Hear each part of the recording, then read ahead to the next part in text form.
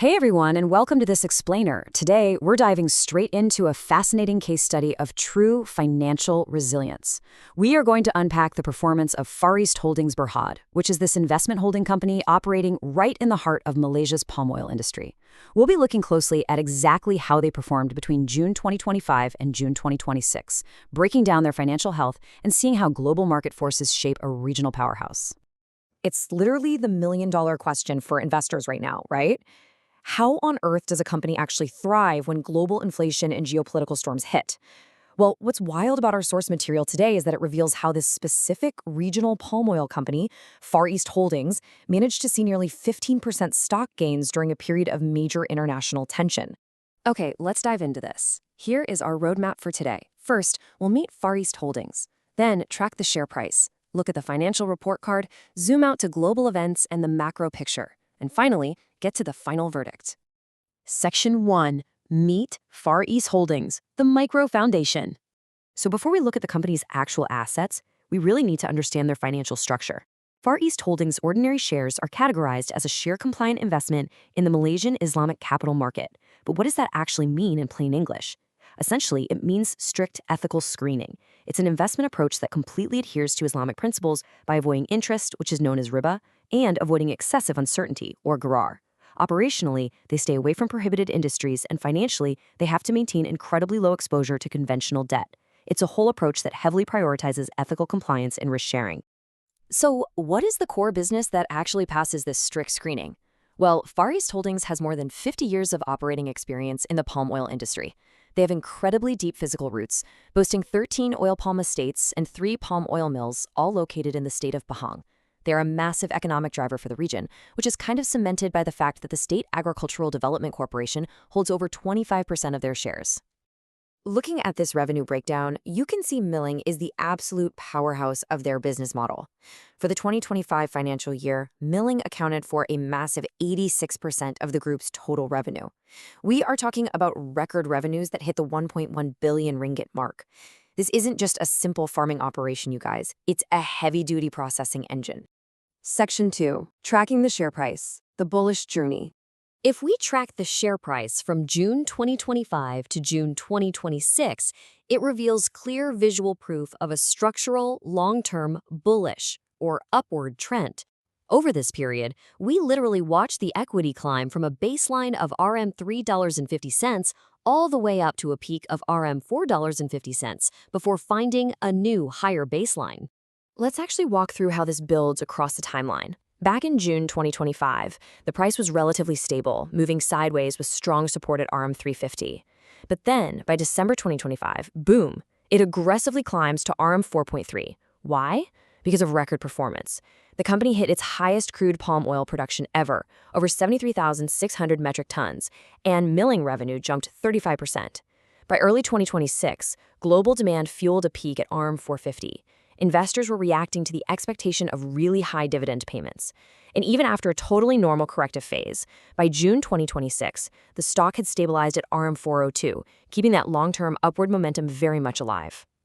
Moving on to Section 3, the financial report card beating the averages.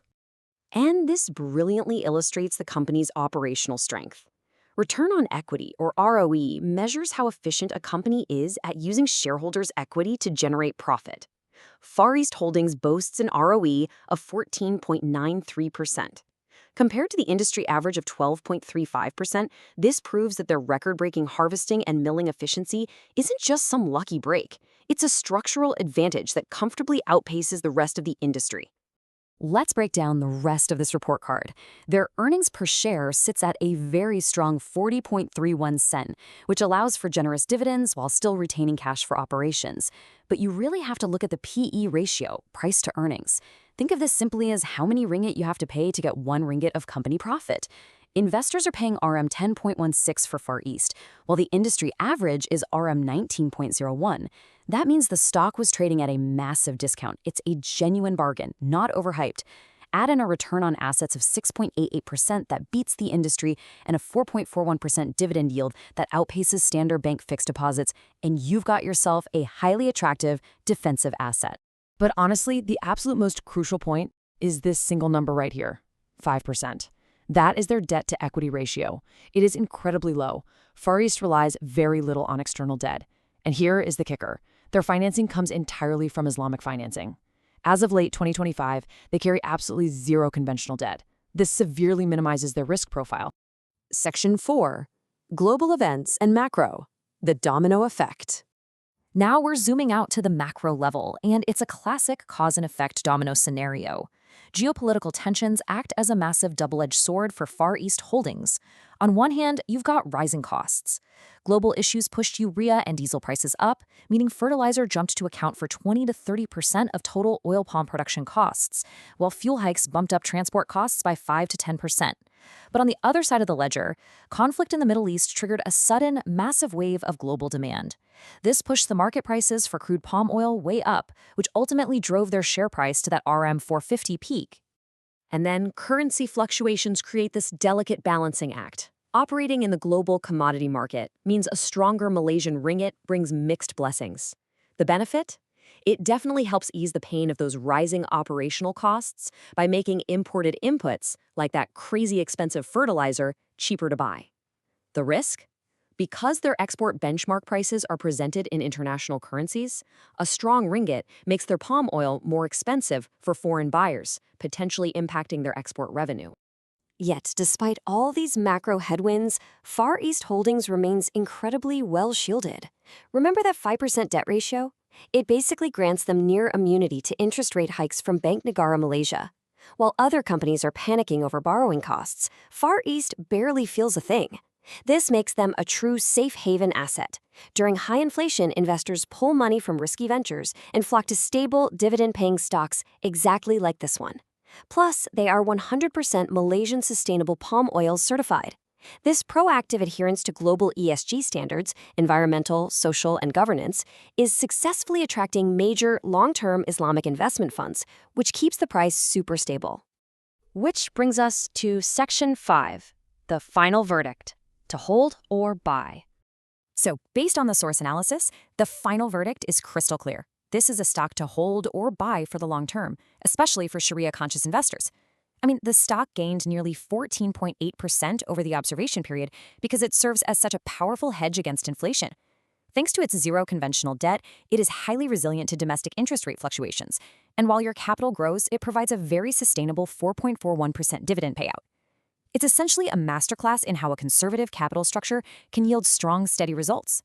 Which leaves us with this final thought. As geopolitical tensions and inflation just keep creating massive volatility all over the world, will Far East Holdings' combination of zero conventional debt and strict ESG compliance become the new gold standard for surviving global market storms? Are we looking at the ultimate blueprint for weathering financial chaos through ethical investing? It for sure makes you look at Sharia-compliant structures in a whole new light. Thank you so much for joining me for this explainer, and as always, keep questioning the data.